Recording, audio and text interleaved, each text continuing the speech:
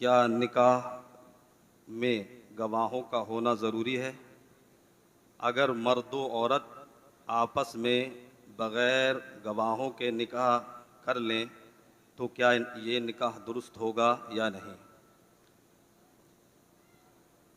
حدیث شریف میں ہے کہ حضور سید عالم صلی اللہ تعالی علیہ وسلم نے ارشاد فرمایا، لا نکاح الا بشہود، نکاح نہیں مگر گواہوں کے ساتھ۔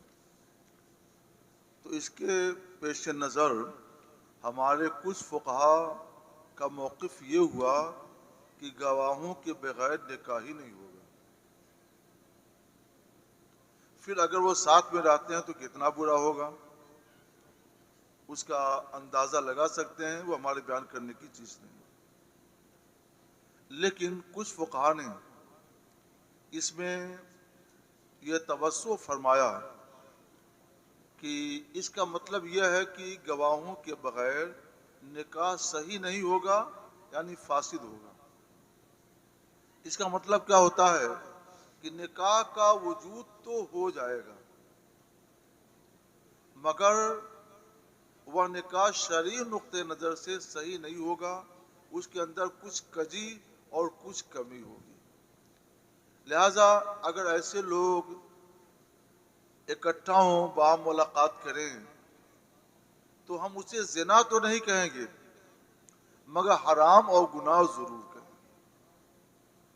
لہذا اس سے بچا جائے اور ہرگز ایسی رسم نہ ڈالیں کہ بغیر گواہوں کے نکاح کر لیں۔ آج کل اگر کبھی نوجوان طبقہ میں کچھ شناسائی باہم ہو جاتی ہے، اس طرح کے سوالات کرتے ہیں، جوانوں بچو، بچیوں بچو، ایک فقہا کے طبقہ کے نزدیک نکاح ہی نہیں ہوگا، پھر بدکاری ہوگی، زنا ہوگا۔ لہذا اس سے بچو۔